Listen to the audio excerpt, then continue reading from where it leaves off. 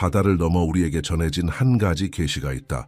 세계적인 사건에 대한 정확한 예지로 알려진 미국의 예언가 브랜든 빅스가 한반도에 대한 충격적인 메시지를 방금 전했다. 그의 말은 무게를 지니며 이를 무시할 수 있는 사람은 거의 없다. 그는 대한민국에 대해 말했고 그가 앞으로 며칠 동안 본 것은 우리가 알고 있는 그 나라에 대한 모든 것을 뒤흔들 수 있는 것이었다. 2026년 1월은 집단 기억에 새겨질 날짜가 될 것이다. 빅스는 권력의 완전한 전복, 몇 주 만에 모든 확고해 보이던 것이 무너지는 순간을 묘사했다. 현재 국민의 박수와 신뢰를 받고 있는 인물은 처참한 몰락을 겪게 될 것이다. 동시에 거부당하고 경멸받으며 끝났다고 여겨졌던 누군가가 그림자 속에서 다시 등장해 권력의 자리에 오를 것이다. 이 상승과 몰락의 순환은 너무나 빠르게 일어나 국민을 충격에 빠뜨릴 것이다. 하지만 정치적 전복은 더 큰 것의 표면에 불과하다. 빅스는 수개월 동안 한반도를 흐르는 에너지 흐름을 연구했다. 그는 소수의 예언가만이 감지할 수 있는 무언가를 알아챘다. 한국은 높은 영적 주파수로 진동하고 있지만 동시에 치유되지 않은 오래된 상처를 지니고 있다는 것이다. 이 이중성은 독특한 자기장을 형성해 역사의 흐름을 바꿀 사건과 인물을 끌어당긴다. 가장 깊은 명상 중에 빅스는 그를 경악하게 만든 이미지를 받았다. 그는 지금까지와는 전혀 다른 인간 존재의 탄생 혹은 등장을 보았다. 그 존재는 이미 한국인들 사이에 있거나 곧 도착할 예정이며 정치, 종교 또는 어떤 기존의 체계도 초월하는 사명을 지니고 있다. 그 사람은 빅스가 한 번도 본 적 없는 에너지 서명을 가지고 있었다. 강렬한 진동을 가지고 있지만 동시에 숨어있고 연약하며 완전히 무방비 상태이다. 그에 대해 말할 때 드러나는 그의 목소리의 긴박함은 임박한 위험을 나타낸다. 빅스는 이 특별한 존재가 조속히 발견되고 보호되지 않으면 자신의 목적을 이루기도 전에 침묵당할 수 있다고 경고한다. 이미 보이지 않는 세력들이 이 인물이 성장하고 잠재력을 펼치는 것을 막기 위해 움직이고 있다. 시간을 다투는 싸움이 이제 시작된 것이다. 이 예언을 더욱 흥미롭게 만드는 것은 빅스가 사건을 묘사할 때 사용하는 상징성이다. 그는 지하로의 하강, 빛이 완전히 사라지는 추락의 움직임에 대해 말한다. 국민에게 사랑받던 인물은 단지 권력에서 물러나는 것에 그치지 않는다. 그는 가장 날것의 진실로 드러나며 미소와 약속 뒤에 숨겨져 있던 거짓의 층들이 벗겨질 것이다. 국민은 자신들이 환상에 속았음을 깨달으며 배신의 고통을 느낄 것이다.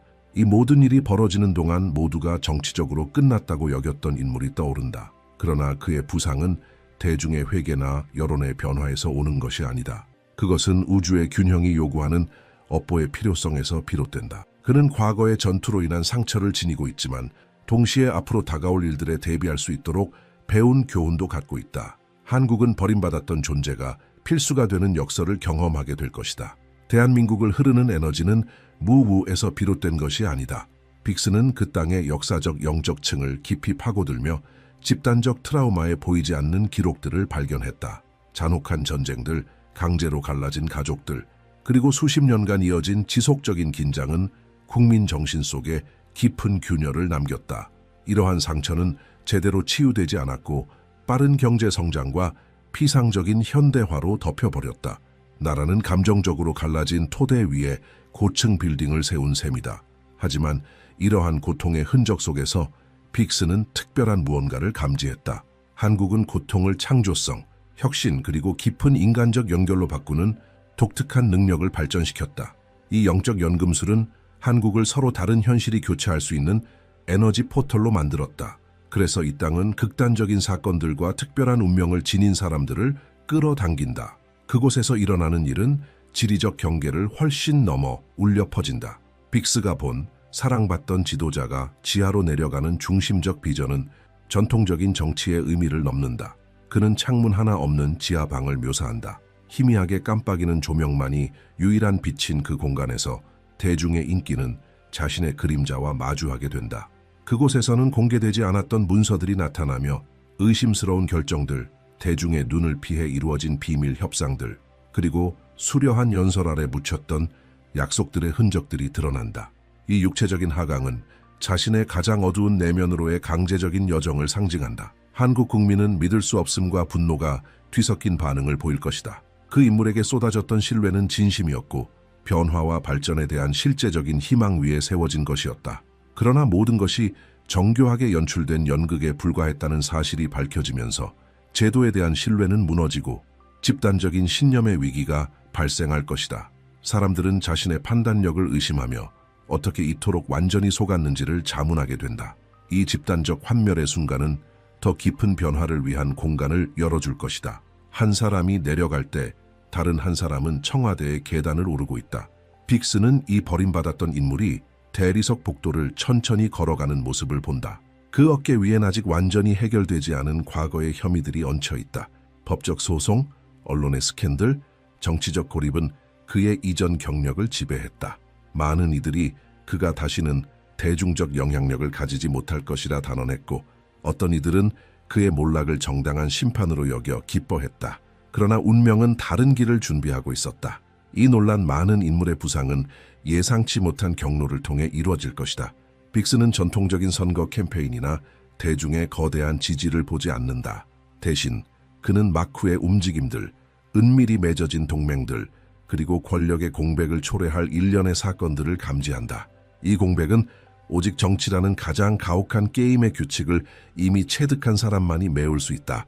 파괴되었고 살아남은 경험은 다가오는 폭풍을 헤쳐나갈 수 있는 도구를 제공할 것이다. 궁전과 지하실이라는 상징은 권력의 순환적 본질을 드러낸다. 높은 자리에 있는 사람들은 종종 자신이 바퀴의 꼭대기에 잠시 올라와 있을 뿐임을 망각한다. 높은 위치의 오만은 몰락의 가능성을 보지 못하게 만든다. 반면 바닥을 친 자들은 모든 위치의 덧없음을 뼈저리게 깨닫는다. 그들은 진정한 권력이란 반복해서 일어나는 힘, 충격을 흡수하고도 앞으로 나아가는 능력에서 비롯된다는 사실을 배운다. 빅스는 이 자리 바꿈이 단순한 개인 간의 이야기를 넘는 더 큰 목적을 지닌다고 강조한다. 한국은 이 권력의 전복을 통해 영적으로 성숙해져야 한다. 나라는 영웅과 악당이라는 임시적이고 피상적인 분류를 넘어 인간 존재의 복잡함을 직면할 준비가 되어야 한다. 이 고통스러운 교훈을 통과해야만 한국은 곧 다가올 진정한 사건을 맞이할 준비를 마칠 수 있을 것이다. 이 모든 정치적 격변의 중심에서 훨씬 더 중대한 무언가가 일어나고 있다. 빅스는 한국 현실의 가장 깊은 층에 주의를 기울였을 때 자신의 경력에서 가장 강렬한 비전을 받았다고 말한다. 특히 깊은 명상 상태에서 그는 지금까지 한 번도 경험하지 못한 에너지의 박동을 느꼈다. 그것은 정부 청사나 고대 사원, 번화한 도심에서 비롯된 것이 아니었다. 그 진동의 근원은 특정한 한 인간의 삶과 연결되어 있었으며 그 존재는 아직 대부분의 사람들에게 전혀 인식되지 않고 있다. 그 사람은 완전히 독보적인 존재가 되게 하는 흔적들을 지니고 있다. 빅스는 이 의식을 정상적인 영적 성장 단계를 거치지 않고 이미 깨어난 상태로 태어난 것처럼 보인다고 묘사한다. 대부분의 아이들이 정체성을 형성하고 세상을 이해하는 데 수년이 필요한 것과 달리 이 존재는 처음부터 예리한 현실 인식을 가지고 세상에 왔다. 그의 눈은 보이지 않는 층위를 포착하고 귀는 다른 이들이 무시하는 주파수를 듣는다. 그리고 그의 존재 자체가 미묘하지만 분명한 방식으로 주변 환경에 영향을 미친다. 미국의 예언가는 이 특별한 존재가 이미 태어났거나 곧 태어날 것이라고 단언한다. 그는 서울의 평범한 아파트 어딘가에서 살고 있는 어린아이일 수도 있고 혹은 누구도 특별한 인물을 기대하지 않는 지방의 작은 도시에서 지내고 있을지도 모른다. 아직 자기 아이의 다른 본질을 완전히 이해하지 못하는 부모의 보호 아래 있을 수도 있다.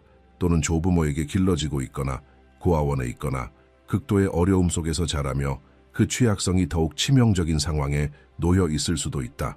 빅스에 따르면 이 인물의 가장 두드러진 특징은 단지 존재하는 것만으로도 변화를 촉발하는 타고난 능력이다. 그는 격렬한 연설을 하거나 사회운동을 이끌거나 권력의 자리에 오를 필요가 없다. 그의 존재는 주변 사람들에게 불편한 진실을 비추는 거울처럼 작용할 것이다. 그와 접촉하는 사람들은 자신의 사회적 가면에 불편함을 느끼고 그동안 당연하게 받아들여왔던 구조들을 의심하기 시작할 것이다. 그러나 이러한 변혁의 잠재력과 함께 막대한 위험도 따라온다. 빅스는 이미 이 새롭게 떠오르는 에너지를 감지하고 그것을 무력화하기 위해 조직되고 있는 숨겨진 세력들을 본다. 이들은 이 존재가 완전히 발현될 경우 수십 년간 유지되어 온 통제 시스템에 실존적 위협이 될 것임을 이해하고 있다. 그래서 그 힘이 제어할 수 없을 만큼 커지기 전에 아직 태동 단계에 있을 때 문제를 제거하려 한다. 예언자는 사보타주 시도가 다양한 형태로 나타날 수 있다고 묘사한다. 겉보기에는 우연처럼 보이지만 실제로는 치밀하게 연출된 사고들, 명확한 의학적 설명 없이 갑작스럽게 나타나는 질병들, 자신도 모르게 영향을 받은 가까운 사람들을 통해 가해지는 심리적 압박들이다. 또한 이 인물이 보호적인 연결을 형성하지 못하도록 점진적으로 구축되는 사회적 고립도 포함된다. 이러한 모든 전술은 이 사람의 사명이 시작되기도 전에 그 성장을 차단하는 것을 목표로 한다. 빅스가 보호의 필요성을 말할 때 목소리에 담긴 긴박함은 시간의 창이 제한되어 있다는 사실에서 비롯된다. 어린 시절과 청소년기에는 이 특별한 존재가 자신의 차이로 인한 무게에 짓눌려 파괴되지 않고 능력을 발전시키기 위해 반드시 적절한 보호를 받아야 하는 결정적인 시기가 존재한다. 이 시기가 필요한 보호 없이 지나가면 육체적으로는 살아남을 수 있을지라도 정신은 산산이 부서져 결국 자신의 목적을 수행할 수 없게 될 수 있다. 예언자는 또한 덜 눈에 띄지만 매우 위험한 측면에 대해서도 경고한다. 선의로 행동하는 사람들조차도 이 인물을 기존의 영적 틀에 억지로 맞추려 할 경우 심각한 해를 끼칠 수 있다. 종교단체들은 자신들의 전통 속 메시아로 그를 주장하려 할 수 있고, 신비주의 단체들은 자신들만의 교리에 따라 그를 형성하려 할 수 있다. 정치운동들은 자신의 대의를 위한 상징으로 이용하려 들 것이다. 이러한 모든 포획과 규정의 시도는 이 인물을 진정으로 특별하게 만드는 진정성을 질식시킨다. 빅스는 이 존재의 사명이 알려진 모든 범주를 초월한다고 강조한다. 그는 성스러움과 세속, 정치와 영성, 개인과 집단 사이의 경직된 경계를 해체하기 위해 왔다. 그의 존재는 보수와 진보, 유물론자와 신비주의자 모두에게 도전이 될 것이다. 그를 고정된 정체성 안에 가두려는 어떤 시도도 그의 본질과 모순되며 그가 태어난 역할을 수행하는 것을 가로막는다. 이 인물이 마주하게 될 저항은 외부의 명백한 적들로부터만 오지 않는다. 빅스는 자신의 비전 속에서 더욱 불길한 장면을 본다. 가장 격렬한 반대는 오히려 특별한 아이들을 보호하고 양육해야 할 바로 그 시스템 내부에서 등장한다. 교육기관들은 이 인물을 정상화하려 하며 그의 예민한 감수성을 병리화하는 정신의학적 진단을 내릴 것이다. 의사들은 무질서의 증상이라 판단하며 특성을 억누르는 약물을 처방할 것이지만 실제로 그것들은 다른 주파수에서 작동하는 확장된 의식의 발현일 뿐이다. 이 아이의 직계 가족은 강한 사회적 압력에 직면하게 될 것이다. 이웃들은 이상한 행동에 대해 수군거릴 것이며 교사들은 우려 섞인 보고서를 가정에 보낼 것이고 다른 부모들은 자기 자녀가 문제아로 여겨지는 아이와 어울리는 것을 피하려 할 것이다. 이러한 은밀한 배제의 움직임은 그 아이의 보호자들에게 중대한 선택을 강요하게 된다. 그들의 보호 대상이 지닌 독특함을 받아들일 것인가, 아니면 사회적 수능의 요구에 굴복할 것인가. 많은 부모들이 자녀를 깊이 사랑함에도 불구하고 공동체의 압력에 무릎 꿇고 아이를 기존의 기준에 맞추려 한다. 이로 인한 고립은 이 특별한 존재의 정신에 깊은 상처를 남긴다. 그는 자신 안에 근본적인 결함이 있는 듯한 감정을 안고 자라게 되며 자신의 다름이야말로 가장 큰 힘이라는 사실을 인식하지 못한다. 이러한 거절의 내면화는 자기 파괴적인 패턴을 만들어내어 수십 년 후 자신의 사명을 수행하는 데 큰 장애물이 될 수 있다. 빅스는 이 인물이 성인이 되었을 때 너무 많은 트라우마를 안고 있어 원래 지녔던 능력이 방어 기제와 생존 전략의 층들 속에 묻혀버리는 모습을 본다. 하지만 예언자의 비전은 제때 올바른 개입이 이루어진다면 전혀 다른 가능성도 열릴 수 있음을 보여준다. 이 존재가 자신의 본질을 진정으로 이해하는 사람들에 의해 인식된다면 그는 민감함을 잃지 않으면서도 강인함을 기를 수 있다. 올바른 멘토들은 그에게 냉소적이거나 폐쇄적으로 변하지 않고도 적대적인 세상을 헤쳐나갈 수 있는 기술을 가르칠 것이다. 의식 있는 공동체는 그가 처벌이나 조롱의 두려움 없이 진정한 자아로 존재할 수 있는 공간을 제공할 것이다. 이러한 지원은 그의 능력이 오해의 무게 아래 시들지 않고 만개할 수 있게 해준다. 이 인물을 식별하기 위해서는 피상적인 관찰만으로는 충분하지 않다. 빅스는 이러한 확장된 의식을 지닌 아이들이 아주 어린 시절부터 정교한 위장 전략을 개발한다고 설명한다. 그들은 자신의 진짜 본질을 드러낼 때 부정적인 결과가 따라온다는 것을 빠르게 학습하고 생존을 위해 가짜 인격을 구축한다. 겉으로는 조용하고 수줍거나 나이에 비해 이상할 만큼 성숙해 보이는 아이로만 비칠 수 있지만 그러한 적응적 행동 이면에는 심해와 같은 깊이가 숨겨져 있다. 진정한 영적 감수성을 지닌 이들은 대부분이 무시하는 미묘한 신호들을 인식하게 될 것이다.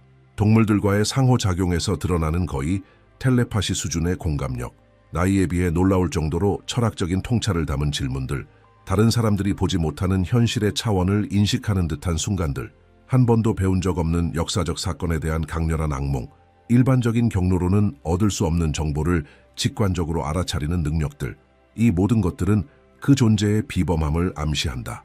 빅스는 수색이 집중되어야 할 구체적인 장소들도 묘사한다.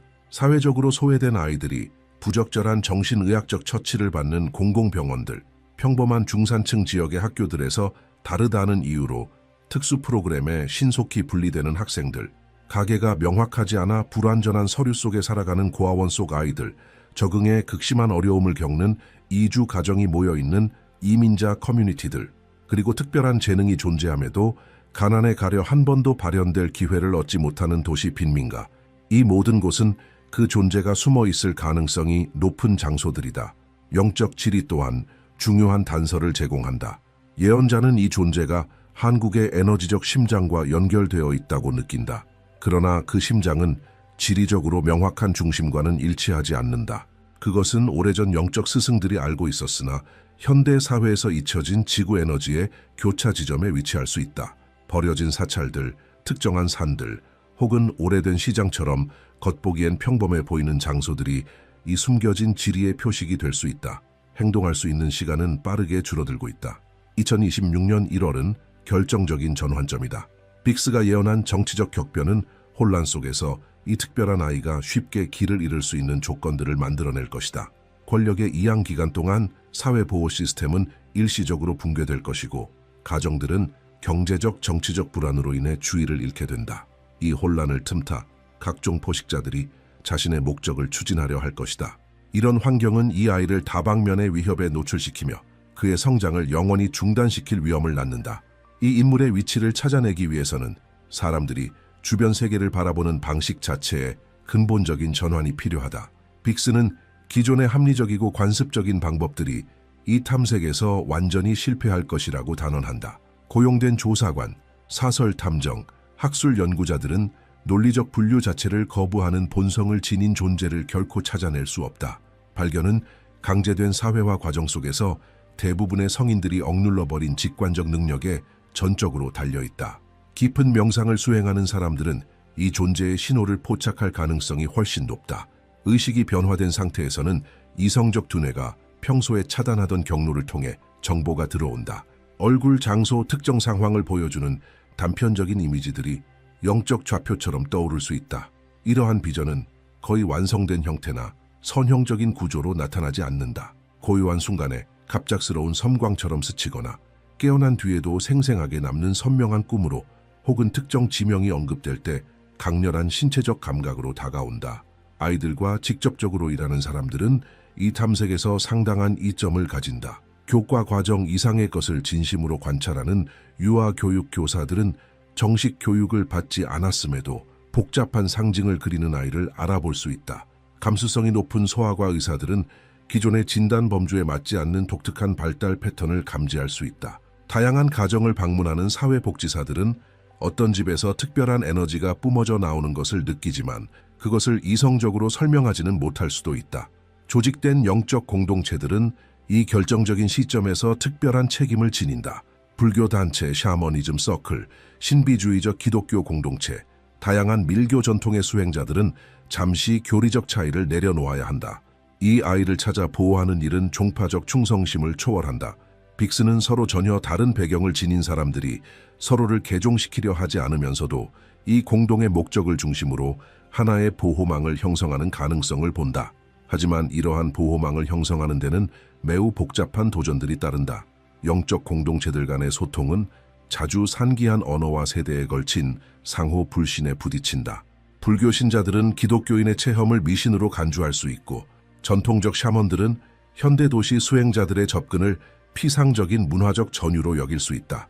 영적 과학자들은 다른 모든 그룹을 비이성적인 집단이라며 조롱할 수도 있다. 그러나 이러한 벽은 즉시 무너져야 한다. 시간이 얼마 남지 않았으며 이런 분열은 오히려 이 존재의 발현을 막으려는 세력들의 활동을 더 쉽게 만들어줄 뿐이다. 물리적 보호는 이 아이에게 필요한 것의 한층에 불과하다.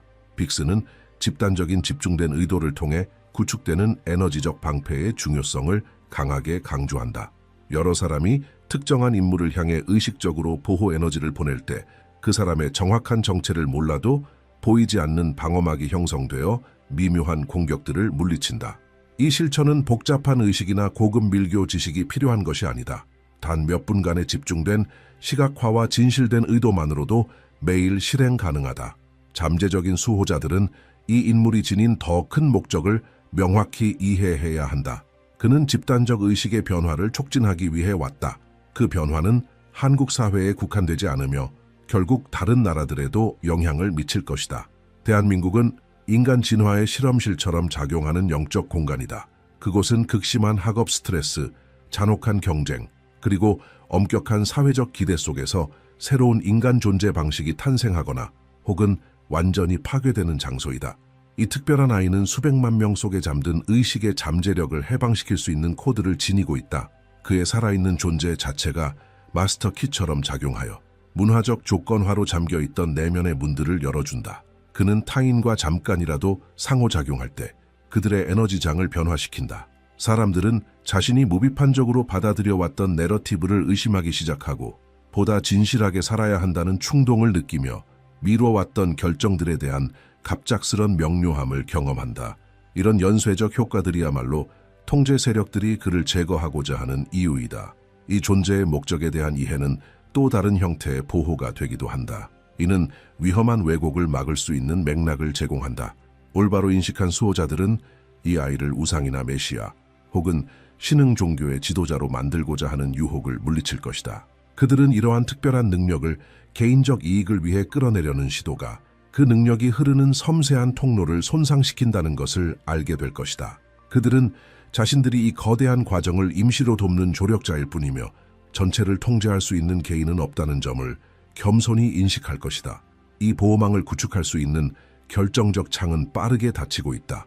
빅스는 1월에 정치적 격변이 시작되어 조직적인 개입이 사실상 불가능해지는 조건이 형성되기까지 남은 시간이 불과 며칠뿐이라고 계산한다. 사회적 혼란의 시기에는 집단 간에 신뢰할 수 있는 소통이 붕괴되고 재정적 자원은 고갈되며 대중의 관심은 당장의 정치적 드라마에 완전히 빨려 들어간다. 아직 남아있는 이 비교적 안정적인 시기를 활용해 다가올 폭풍을 견딜 수 있는 기반을 구축하는 것이 필수적이다. 그러나 빅스가 처음 발표에서 완전히 밝히지 않은 것이 하나 있다. 그는 대중적 공황을 일으킬까 두려워 공유를 망설였던 내용이다. 불과 사흘 전 있었던 가장 최근의 비전에서 그는 붉게 빛나는 원으로 표시된 특정 날짜를 보았다. 2026년 1월 15일. 이날은 그 아이의 운명이 어떤 방식으로든 영구히 결정되는 되돌릴 수 없는 지점을 의미한다. 그 아이가 보호를 받으며 적절한 인도 아래 여정을 시작하느냐, 아니면 능력이 완전히 깨어나기도 전에 침묵시키려는 자들의 손에 영원히 잃어버리느냐가 갈리는 날이다. 예언자는 한밤중에 식은땀을 흘리며 잠에서 깨어나게 만든 끔찍한 장면을 묘사한다. 어두운 정장을 입은 남자들이 새벽에 소박한 집 안으로 들어오는 모습이었다. 그들은 공식 문서를 들고 전문적인 어조로 말하며 절망에 빠진 부모의 품에서 한 아이를 데려간다. 법적 근거는 겉보기에는 완벽해 보이지만 그 이면에는 기존의 통제 구조에 위협이 되는 잠재력을 지닌 존재를 영구적으로 제도 안에 가두려는 사악한 의도가 숨겨져 있다. 그 아이의 비명은 육체적 공포에서 나온 것이 아니라 자신의 미래에 무엇이 닥칠지를 영적으로 인식했기 때문에 터져 나온 것이었다. 이 소름 끼치는 비전을 피할 수 있는 가능성은 단 하나뿐이다. 보호망이 1월 말 이전에 완전히 구축되고 실제로 작동하고 있어야 한다.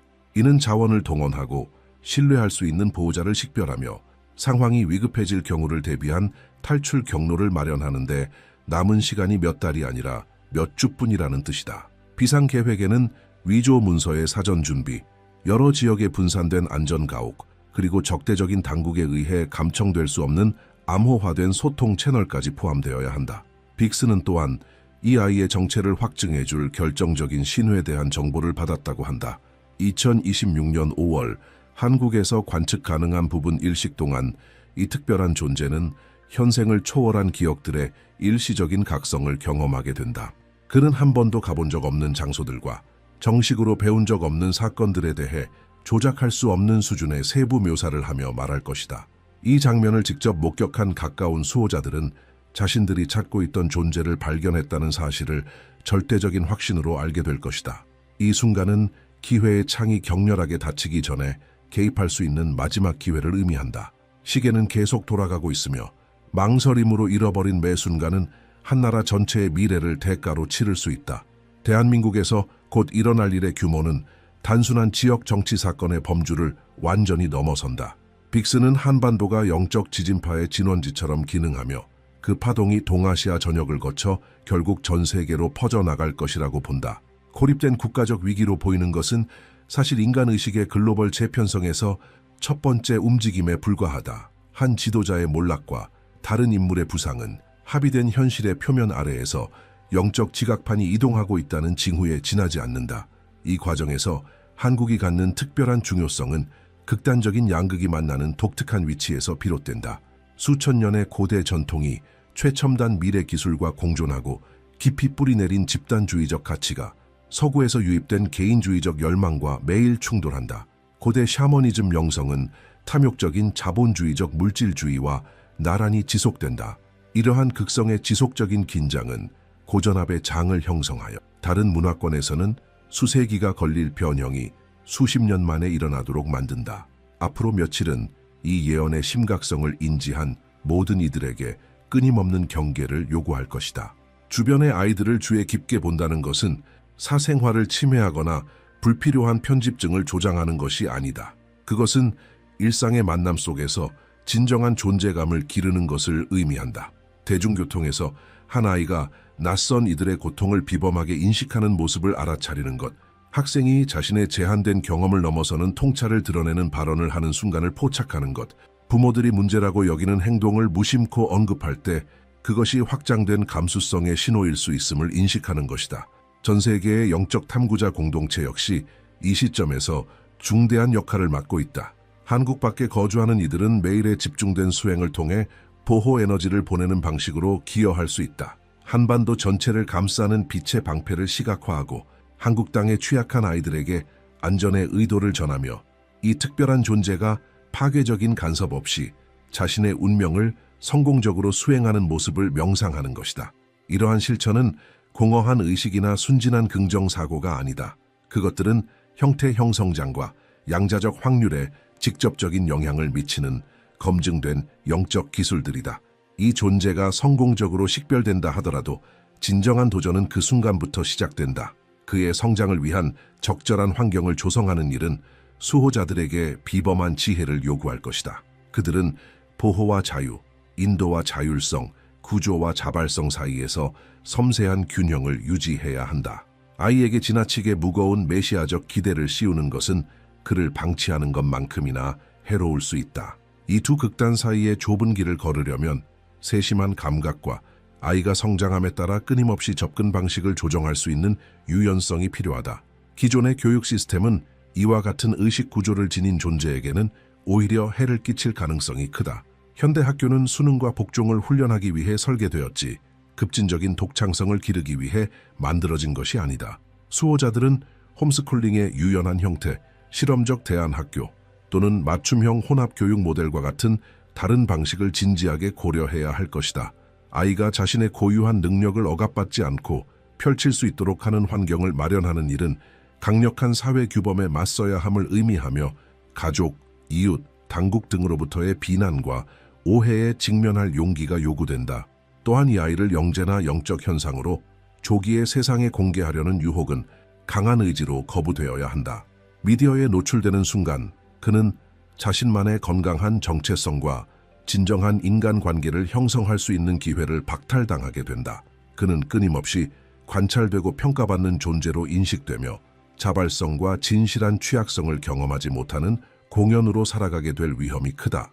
지혜로운 수호자들은 최대한 오랫동안 그의 존재를 비공개로 유지할 것이며 내면의 기반이 충분히 단단히 형성된 후에야 외부 세계의 시선을 견디도록 준비시킬 것이다. 브랜든 빅스는 자신의 계시를 다음과 같은 직접적인 호소로 마무리한다. 이 책임은 한국인이나 헌신적인 영적 수행자들에게만 주어진 것이 아니다. 이 예언을 접한 모든 사람은 이제 이 중대한 상황의 긍정적인 결말을 위해 어떤 방식으로든 기여해야 할 의무를 지닌다. 이 부름을 무시하거나 단순한 예언적 흥미거리로 치부하는 것은 그 아이에게 끔찍한 일이 벌어질 경우 소극적 공모로 간주된다.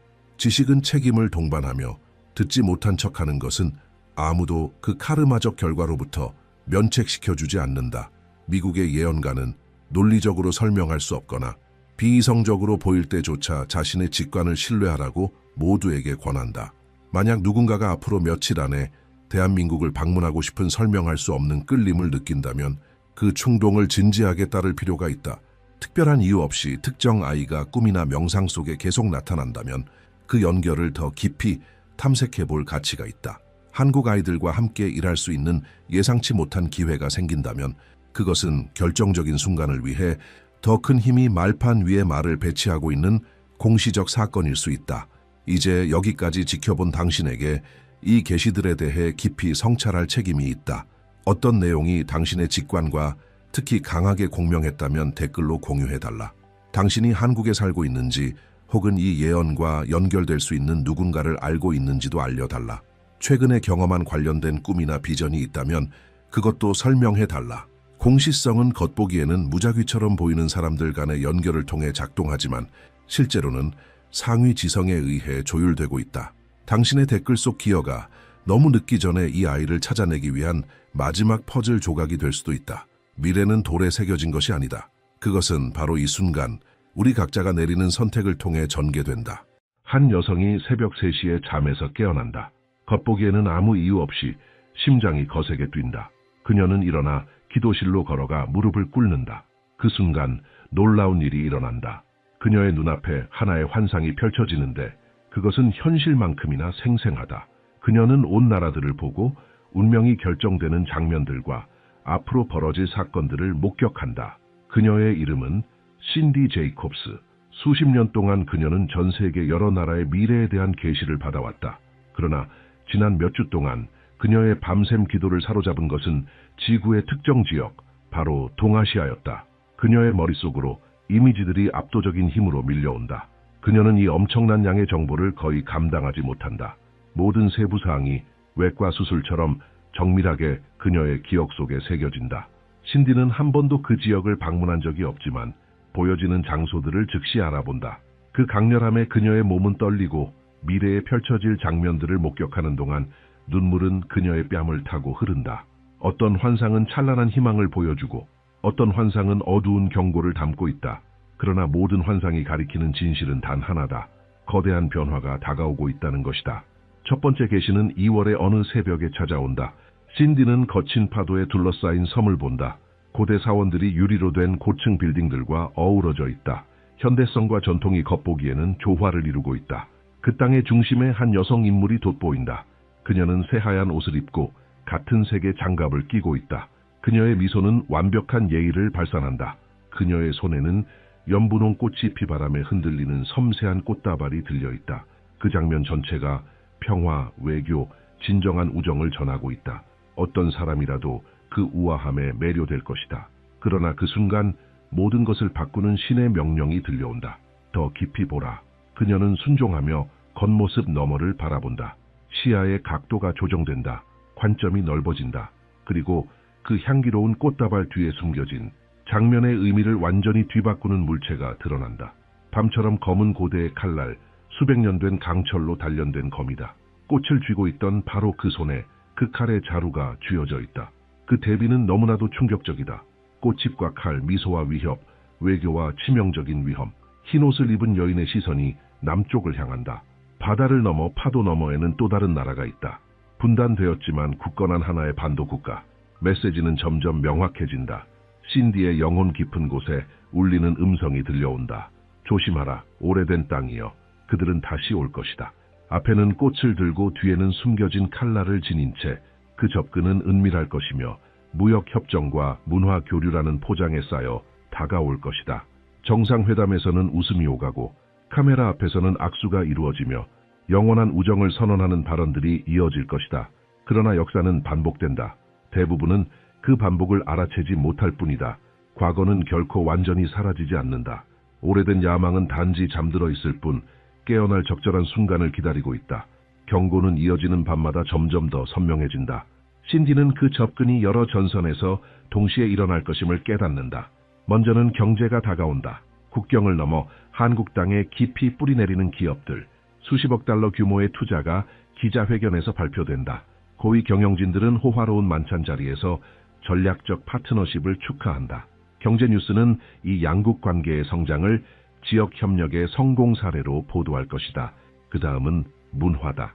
연이어 밀려드는 영향의 물결이 일상 깊숙이 스며든다. 오락, 패션, 음식 문화를 통해서다.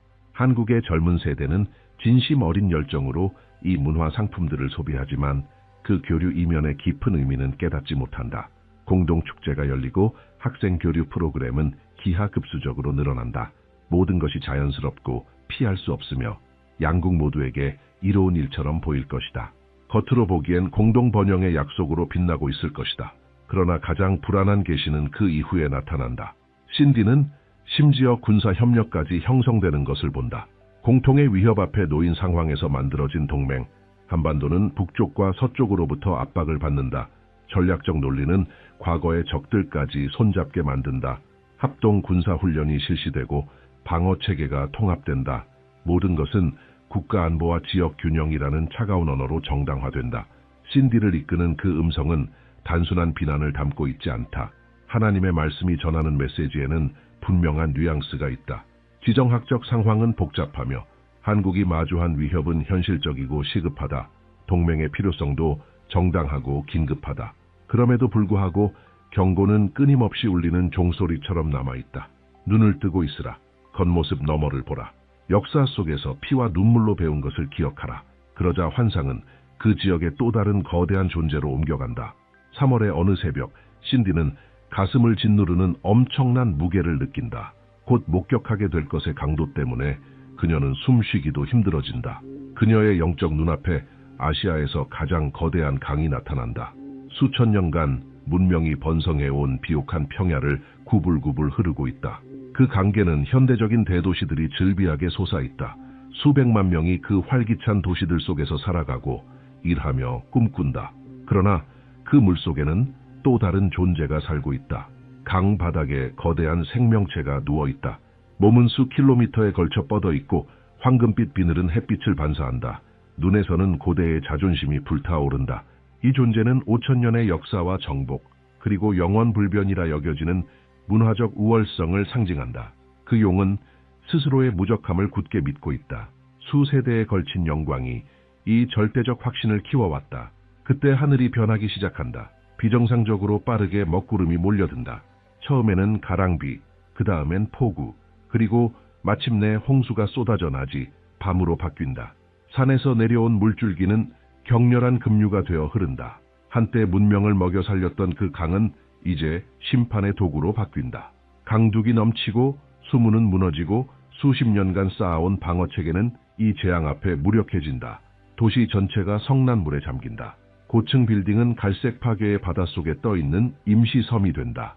사람들은 지붕에 매달려 도움을 외치지만 구조는 더디게 온다. 절대 권력을 자랑하던 황금빛 용은 그 거대한 몸으로 물속에서 몸부림치지만 물은 계속해서 차오른다. 진흙 속에서 비늘은 빛을 잃고 아무리 강한 힘이라도 정부의 통제를 벗어난 자연의 힘 앞에서는 무력하다는 것이 드러난다. 신디는 다시 익숙한 그 음성을 듣는다. 이것은 멸망이 아닌 교정이다. 목적은 오만을 꺾고 구원을 부르는 겸손을 일깨우는 것이다. 현대 역사상 처음으로 그 용의 나라는 손을 내밀어 도움을 청해야만 할 것이다. 전 세계는 전례 없는 장면을 목격하게 된다. 언제나 자급자족하며 무적이라 자처하던 존재로부터 나온 연약함의 인정 말이다. 중국의 비극에 대한 국제사회의 반응은 복잡한 권력과 망설임의 역학을 드러낸다. 신디는 서방 국가들이 신속히 움직이지만 계산된 신중함을 유지하는 모습을 지켜본다. 미국과 유럽의 기지에서 구호 물자를 실은 비행기들이 이륙하지만 각 화물에는 긴 외교적 논의가 뒤따른다. 고통받는 이들에 대한 진심 어린 연민이 존재하지만 이 위기가 세계 균형에 어떤 의미를 가지는지를 따지는 냉정한 전략적 계산도 함께 따른다. 구호는 이어지지만 좁고 통제된 통로를 통해서만 흐른다. 한편 중국 내부에서는 근본적인 무언가가 무너진다. 국가적 자부심을 떠받들던 무적 신화는 실시간으로 중계되는 참상의 영상 앞에 무너져 내린다. 평범한 시민들이 절대적인 것으로 여겨졌던 약속에 의문을 갖기 시작한다. 모든 문제를 해결할 수 있다는 국가의 전능함에 대한 맹신은 좀처럼 물러서지 않는 홍수 앞에서 한계를 드러낸다. 수십 년 동안 침묵하던 목소리들이 처음으로 용기를 내어 나라가 걸어온 길에 대해 의문을 제기한다. 그러자 신디의 환상은 급격히 전환된다. 지리적 초점이 완전히 바뀐다. 그녀는 이제 분단의 고통을 겪었지만 통일에 대한 희망을 잃지 않았던 반도를 바라본다. 남쪽의 수도가 밤의 장막 속에서 화려한 도시의 모습으로 나타난다. 유리로 된 마천루들이 하늘을 찌르고 세계적으로 유명한 대기업들의 간판이 도시의 수평선을 지배한다. 그 거대한 건물들 사이에서 유독 하나의 건물이 예언자의 모든 시선을 사로잡는다. 그 건물은 수십 년간의 노력, 기술 혁신, 국가적 야망의 상징이다. 매일 수천 명의 직원들이 그 문을 드나들고 수많은 가정이 그곳에서 나오는 급여의 의지에 살아간다. 세계 곳곳의 투자자들이 그 견고해 보이는 기관에 자금을 맡긴다. 그 기업의 이름은 품질과 신뢰의 대명사가 되었고 한국의 수많은 세대들이 그 로고를 보며 성장해왔다. 그것은 곧 진보와 국가적 자긍심의 상징이었다. 그러나 신디는 상상할 수 없는 장면을 목격한다. 거대한 자물쇠가 허공에서 나타나 건물의 정면에 맞춰진다. 금속이 삐걱이며 잠금 장치가 무자비하게 걸린다. 결코 꺼지지 않을 것 같았던 불빛들이 깜빡이기 시작한다. 창문 하나하나, 층마다 빛이 꺼지고 어둠이 그 건물을 점령해간다. 끊이지 않던 활동의 소음이 갑자기 멈추고 도시 주변에는 무덤 같은 정적이 메아리친다. 다음 장면은 가슴을 찢는다. 직원들이 주차장에 모여있다. 그들의 얼굴에는 믿을 수 없다는 표정이 선명하게 새겨져 있다. 어제까지만 해도 안정적인 커리어와 계획된 미래가 있었던 이들이 오늘은 개인 물품이 담긴 종이 상자를 들고 비현실적인 상황을 받아들이려 애쓰고 있다. 가장들은 스마트폰을 바라보며 몇 주 안에 사라질 은행 잔고를 확인한다. 갓 졸업한 젊은 직장인들은 입사한 지 1년도 안 되어 첫 직장을 잃는다. 건물 정문 위에서 오만하게 빛나던 기업 간판이 내려오기 시작한다. 그 과정은 느리고 마치 의식처럼 잔혹하다. 신디는 그 무거운 금속 간판이 센티미터 단위로 천천히 내려오는 모습을 지켜본다. 방송사 카메라는 이 모든 순간을 실시간으로 담아낸다. 현장 기자들은 빠르게 상황을 전하면서도 목소리에는 직업적 충격과 진심 어린 안타까움이 섞여 있다. 영원할 것 같았던 것은 결국 어떤 인간의 건축물처럼 쉽게 부서질 수 있는 것이었음을 증명한다. 이 소식은 전 세계 연결된 네트워크를 통해 즉시 퍼져나간다. 금융시장은 극심한 변동성으로 반응한다. 경제 전문가들은 설명할 수 없는 이 사태를 해석하려 한다. 각종 방송사 스튜디오에서는 분석가들이 초대되어 누구도 예상하지 못한 재앙에 대해 해설을 시도한다. 국가 경제를 지탱하던 신뢰는 치명적인 타격을 입는다. 이처럼 거대한 존재조차 무너질 수 있다면 우리가 믿던 다른 확실성들은 과연 진짜였을까? 이 모든 환상을 함께 따라가던 신의 음성이 분명한 해석을 전한다. 이것은 무작위의 형벌이나 변덕스러운 잔인함이 아니다. 멈출 줄 모르던 성장에 경고를 보내는 필연의 각성이다. 이 분꾀는 마치 잔혹한 거울처럼 눈부신 성공 아래 감춰진 취약함을 반사해 보여준다. 인간이 자신의 정체성을 물질적 성취 위에 쌓아 올릴 때 그 구조가 무너지는 순간 사회 전체의 자아인식의 토대까지 흔들리게 된다. 기업 붕괴의 충격은 보이지 않는 지진파처럼 한국 사회 전반으로 퍼져나간다. 신디는 뉴스 카메라가 다 담지 못하는 연쇄적 여파를 목격한다. 그 대기업에 의존하던 중소협력업체들이 하나둘씩 문을 닫는다. 사무실 근처 식당들은 하루아침에 손님이 끊긴다. 수천 명의 직원을 상대하던 편의점들은 진열대만 가득하고 계산대는 텅 비어 있다. 서로 촘촘히 얽힌 경제 구조는 단 하나의 기둥이 무너졌을 때 얼마나 위험한지를 여실히 드러낸다. 가족들은 저녁 식탁에 둘러앉아 무거운 침묵에 잠긴다. 한때 안정적인 미래를 꿈꾸며 함께 인생을 설계했던 부부들은 이제 힘겨운 대화를 나눈다. 대학생들은 몇 주 전까지만 해도 안전하다고 믿었던 진로 선택을 다시 생각하게 된다. 이미 숨 막히는 기대 속에 살아가는 한국의 청년들은 그 위에 또 한 겹의 불확실성이 더해지는 무게를 느낀다. 열심히 일하면 안정된 삶을 얻을 수 있다는 암묵적인 약속은 그것을 부정하는 증거 앞에서 산산이 부서진다. 그러나 한국에 대한 계시는 여기서 끝나지 않는다. 어느 유독 강렬한 새벽, 신디는 법정 안으로 인도된다. 건물은 현대적인 구조를 갖추고 있으며 가죽 의자는 흠 하나 없이 정돈되어 있고 조명은 완벽하게 조율되어 있다. 모든 것이 질서와 정의, 문명화된 절차를 상징한다. 판사들은 높은 자리에 앉아 있고 그들의 표정은 무겁고 읽을 수 없다. 변호사들은 수많은 서류들을 치밀하게 정돈한다. 기자들은 규정에 따라 꺼진 카메라를 옆에 두고 취재석에 앉아 펜을 들고 대기하고 있다. 그 법정의 중심에는 한 사람이 홀로 서 있다. 신디는 그 얼굴의 세부를 분간할 수는 없지만 그 인물의 중요성은 즉시 알아챈다. 몸가짐만으로도 이 인물이 얼마나 오랫동안 권력을 행사해왔는지 드러난다. 명령하면 따르는 부하들, 말이 곧 실행이 되는 환경 속에서 살아온 자의 자세.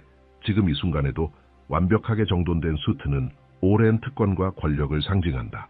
이 인물은 누구나 이름을 알고 TV에서 자주 등장하며 그 결정 하나로 수많은 사람들의 삶을 좌우했던 존재다. 그러자 판사의 망치가 귀를 찢을 듯한 소리로 내려친다.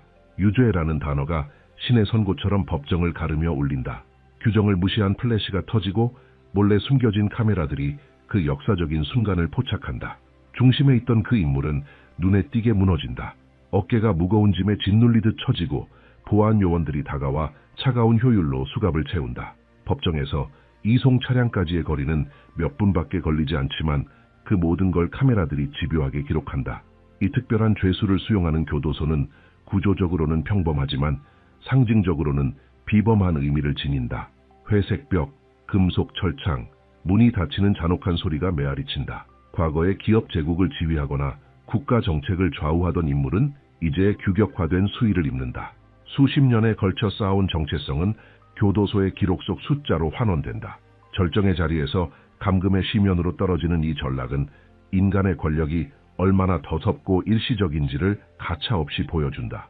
그러나 이 저명한 죄수의 이야기는 한국의 감옥에서 끝나지 않는다. 신디는 외국 관리들이 국제 문서를 들고 도착하는 장면을 목격한다. 송환 절차가 진행 중이며 정부 간 협약과 국경을 초월한 범죄가 연결되어 있다. 죄수는 공식 차량에 태워지고 공항의 제한 구역에서 대기 중인 항공기로 이송된다.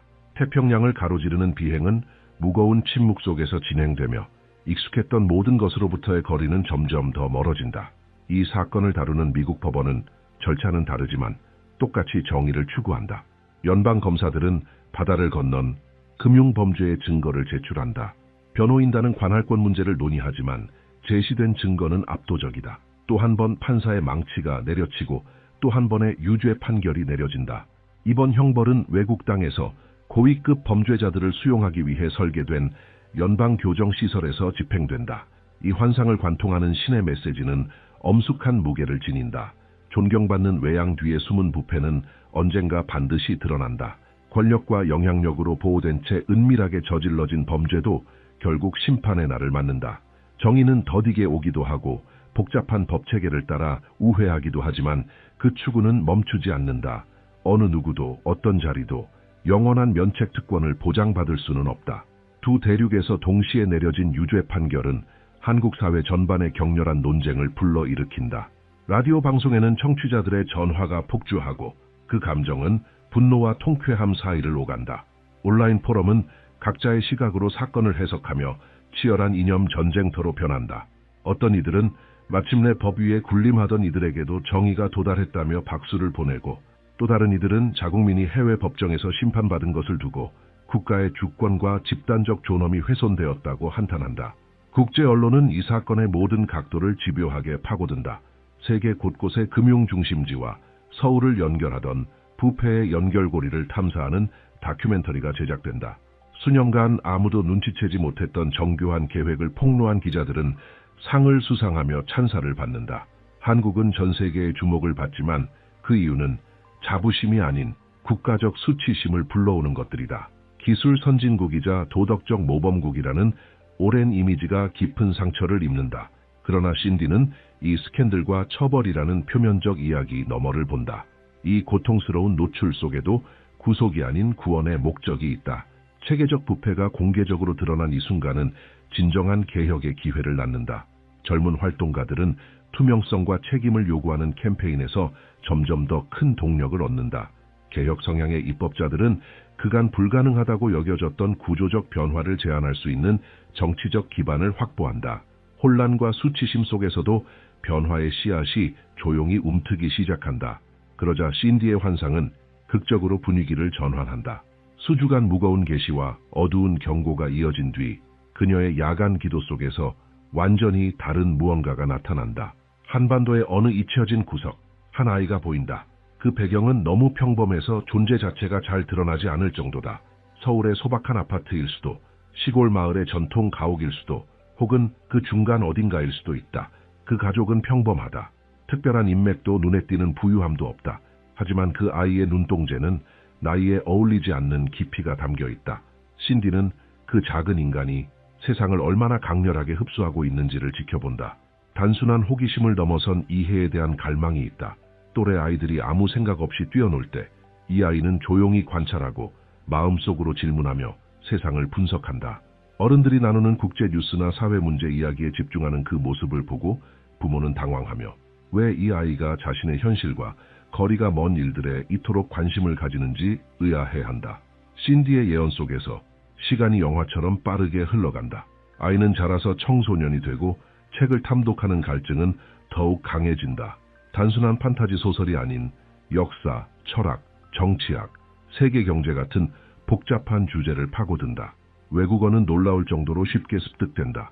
처음은 영어, 그 다음은 중국어, 일본어, 이후에는 더 다양한 언어들이 따라온다. 각 언어는 새로운 문화적 이해의 창이 되고 대부분의 한국인이 결코 다다르지 못하는 시야를 그 아이에게 제공한다. 이 성장 중인 인물의 방벽에는 지도가 가득하다. 하지만 그것은 단순한 장식이 아니다. 지역 분쟁, 무역 루트, 이주 패턴에 대한 주석들이 적힌 능동적인 학습의 도구다.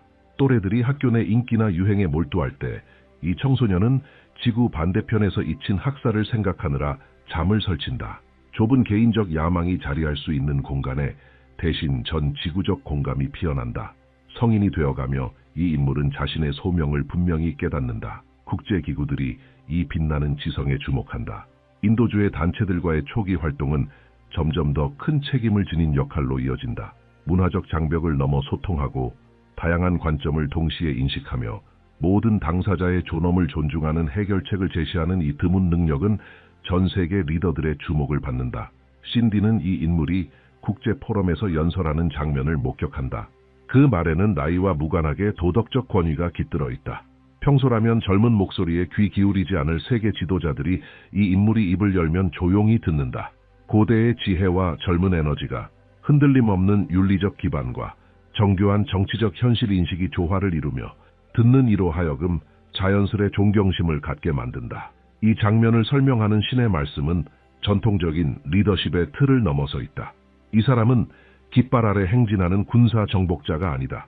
선거와 연합으로 권력을 쌓는 전통적 정치인도 아니며 자본을 통해 세계를 움직이는 재계 거물도 아니다. 훨씬 더 드물고 더 깊은 변화를 이끌 수 있는 존재, 바로 도덕적 지도자다. 그 영향력은 명예직이나 권력 구조에서 나오는 것이 아니라 널리 인정받는 진실성과 모두가 공유할 수 있는 더 정의로운 미래에 대한 비전에서 비롯된다. 그리고 신디를 뿌리째 흔든 가장 놀라운 계시는 바로 그 다음에 주어진다. 이 민족들에게 깊은 영향을 끼칠 이 지도자는 먼 미래에 등장할 인물이 아니다. 그의 존재는 이미 시작되었거나 바로 지금 막 시작되려 한다. 지금 이 순간 어딘가 한국의 한 아이가 첫 걸음을 내딛고 있거나 책상 앞에서 독서 등을 켜고 공부하고 있을 수 있다. 자신의 엄청난 사명을 전혀 알지 못한 채 말이다. 이 계시가 가진 시간적 근접성은 모든 것을 더 시급하고 더 현실적으로 느껴지게 만든다. 신디는 한국인들에게 명확한 지시를 받는다. 너희의 젊은이들을 주에 깊게 보라. 겉모습이나 전통적인 기대를 넘어 그들의 내면을 관찰하라는 것이다. 파티보다는 도서관을 택하는 조용한 학생이 수많은 사람들을 구할 지혜를 품고 있을 수 있다. 세계의 불의에 대해 당혹스러운 질문을 던지는 어린아이가 정치 패러다임을 다시 짤 의식을 키워가고 있을 수 있다.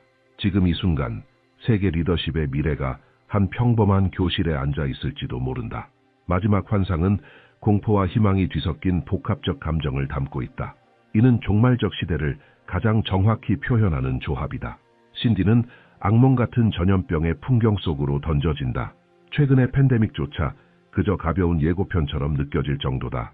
병원은 수용 능력을 한참 넘어서 넘쳐 흐르고 폭도는 즉석 병동으로 전환된다. 의사들은 인간의 한계를 넘어선 근무 시간을 버텨내고 있으며 눈은 피로로 붉게 충혈되고 손은 떨린다. 고통의 규모는 현대 인류가 기억하는 어떤 보건 위기보다도 크다. 견고하다고 여겨졌던 의료 시스템마저 이 불가능한 수요 앞에 무너져 내린다. 각국 정부는 중세 시대를 연상케 하는 가혹한 봉쇄 조치를 시행한다. 세계 경제는 완전한 대공황의 벼랑 끝에서 흔들리고 있다. 공포는 병원체만큼이나 빠르게 퍼지며 사회 기능마저 위협하는 악순환을 만든다. 그러나 그 순간 신디의 시야는 급격히 좁아진다. 그녀는 이제 한국의 한 실험실 안을 들여다보고 있다. 정확한 위치는 명확하지 않다. 대학 부설 연구소일 수도, 기업의 R&D 센터일 수도 있다. 중요한 것은 그곳에서 멈추지 않고 계속되는 연구다. 형광등 아래 잠들지 않는 공간에서 과학자들이 절제된 긴장감 속에 움직인다. 각 행동은 의도적이고 정밀하다. 그들의 얼굴에는 극도의 긴장이 서려 있으나 의지는 결코 흔들리지 않는다. 그들은 자신들의 실험 결과에 수백만 명의 생명이 달려있다는 사실을 너무도 잘 알고 있다. 실패는 전 지구적 죽음의 지속을 의미하고 성공은 무수한 생명을 구하는 것을 뜻한다. 이 심리적 압박은 일반적인 정신력으로는 감당하기 어려운 것이지만 이 연구자들은 끝없는 밤과 수많은 좌절 속에서도 묵묵히 나아간다. 돌파의 순간은 갑작스러운 깨달음의 폭발처럼 찾아온다. 한 연구원이 한국어로 발견을 외친다. 그의 목소리는 감정으로 떨리고 있다. 동료들은 빛나는 모니터를 향해 달려가 데이터를 확인한다. 그토록 절박하게 찾던 분자 구조가 마침내 모습을 드러낸다. 병원체의 유전 코드가 해독되고 무력화로 가는 길이 명확해진다. 평소 침착하던 얼굴들의 안도의 눈물이 흐르고 자발적인 포옹들이 평소의 전문적 예절을 깨뜨린다. 이 구원 치료제의 생산을 위해 한국의 산업 역량이 전례 없는 규모로 동원된다. 제약 공장들은 24시간 쉼 없이 가동되고 공급망은 군사 작전처럼 재조직된다. 정부는 복잡한 물류를 조정하며 빠른 배포를 위해 총력을 기울인다. 단순히 이윤을 창출하는 것을 넘어 생명을 구하는 데 쓰이는 기술력과 조직력은 이제 진정한 목적을 찾는다. 그러나 진정한 도덕적 위대함은 그 배분 결정에서 드러난다. 부유한 나라들로부터 우선 공급권을 사기 위한 천문학적 제한이 밀려든다. 전 세계의 절박함을 자본화할 수 있는 유혹은 실제적이고 경제적으론 매력적이다. 하지만 한국의 지도부는 그 민족의 품격을 결정짓는 선택을 내린다. 가장 가난하고 취약한 나라들이 초기 물량을 먼저 받는다.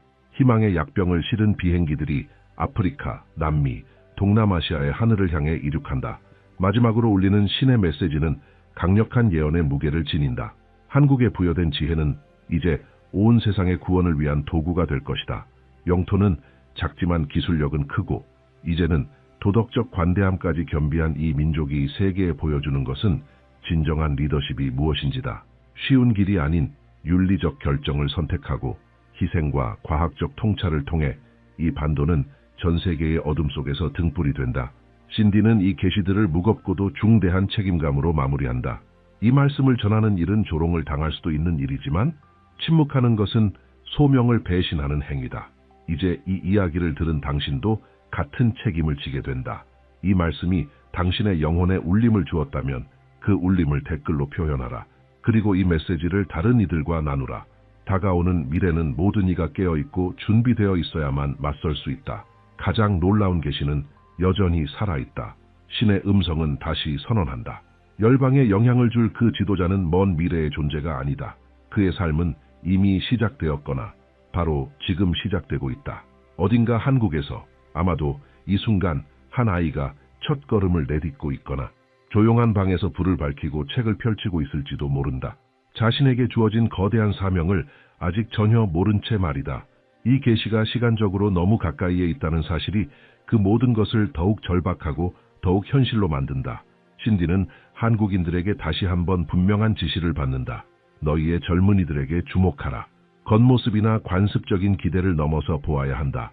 파티보다 도서관을 택하는 조용한 학생이 수많은 생명을 구할 지혜를 품고 있을 수 있다. 전 세계의 불의에 대해 당혹스러운 질문을 던지는 그 아이는 장차 정치의 틀을 다시 짤 의식을 키워가고 있을 수 있다. 지금 이 순간 세계의 미래를 이끌 리더가 평범한 교실에 앉아 있을지 모른다. 마지막 환상들은 공포와 희망이 복잡하게 얽힌 감정을 전한다. 이는 종말적 시대를 가장 정확히 설명하는 조화다. 신디는 무시무시한 전염병의 악몽 같은 풍경 속으로 휩쓸린다. 최근의 팬데믹조차도 그저 준비운동에 불과하게 느껴진다. 병원은 수용 한계를 넘어서 넘쳐 흐르고 복도는 임시 병실로 바뀐다. 의사들은 인간의 한계를 넘어선 교대 근무를 감당하며 피로에 붉게 충혈된 눈과 떨리는 손으로 생명을 지켜낸다. 고통의 규모는 살아있는 기억 속 어떤 보건 위기보다도 크다. 강하다고 여겨졌던 의료 체계조차 감당할 수 없는 수요 앞에 붕괴된다. 정부들은 마치 중세시대 같은 가혹한 봉쇄 조치를 시행한다. 세계 경제는 완전한 붕괴에 위태로운 문턱까지 몰린다. 공포는 병원체만큼이나 빠르게 퍼지며 사회를 마비시키는 악순환을 일으킨다. 그러나 그 순간 신디의 시야는 급격히 좁아진다.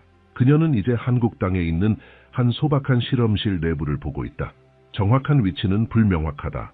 대학의 연구소일 수도, 민간 기업의 연구시설일 수도 있다. 중요한 것은 장소가 아니라 그곳에서 이루어지는 끊임없는 연구다. 꺼지지 않는 형광등 아래에서 과학자들은 정교한 장비들 사이를 조심스럽게 그러나 긴급하게 움직인다.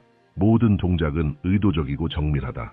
그들의 얼굴은 극도의 긴장에 휩싸여 있지만 그 의지는 흔들림이 없다. 그들은 자신들의 실험 결과에 수백만 명의 희망이 달려있다는 사실을 잘 알고 있다. 실패는 전 세계적 죽음의 지속을 의미하고 성공은 수많은 생명을 살리는 것이다. 이 엄청난 심리적 압박은 평범한 정신력으로는 감당하기 어려운 것이지만 이 연구자들은 수많은 밤과 반복되는 좌절 속에서도 멈추지 않는다. 돌파의 순간은 마치 벼락처럼 갑작스레 찾아온다. 한 연구원이 한국어로 외친다. 찾았다. 그의 목소리는 감정에 떨려 갈라진다. 동료들은 빛나는 모니터 앞으로 몰려가 데이터를 확인한다. 그토록 애타게 찾던 분자 구조가 마침내 모습을 드러낸다.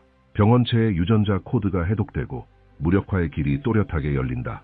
평소 침착하던 얼굴들 위로 안도의 눈물이 흘러내리고 자발적인 포옹이 일터의 격식을 무너뜨린다.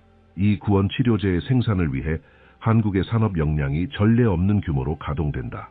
제약 공장들은 24시간 내내 멈추지 않고 돌아가고 공급망은 거의 군사작전 수준의 효율로 재편된다. 정부는 복잡한 물류를 통합하여 신속한 유통을 이끈다. 기술과 조직력에 대한 국가적 자부심은 이제 단순한 이윤이 아니라 생명을 구하는 고귀한 목적 속에서 완성된다. 그러나 진정한 도덕적 위대함은 그 배포 결정에서 빛난다. 부유한 국가들이 천문학적인 금액을 제시하며 우선권을 요구해온다. 전 세계의 절망을 이용해 이득을 얻을 유혹은 현실적이며 경제적으로도 매혹적이다. 하지만 한국의 지도부는 이 선택이 곧 민족의 품격을 결정짓는 일임을 알고 한 가지 결정을 내린다. 가장 가난하고 취약한 나라들이 가장 먼저 도움을 받게 하라. 희망의 생명을 실은 비행기들이 아프리카, 남미, 동남아시아의 하늘을 가른다. 이때 울려 퍼지는 하나님의 메시지는 압도적인 힘을 지닌다. 한국에 부여된 이 지혜는 전 세계를 위한 구원의 도구가 될 것이다. 작은 땅을 가진 나라가 거대한 기술력과 도덕적 선택을 통해 전 인류에게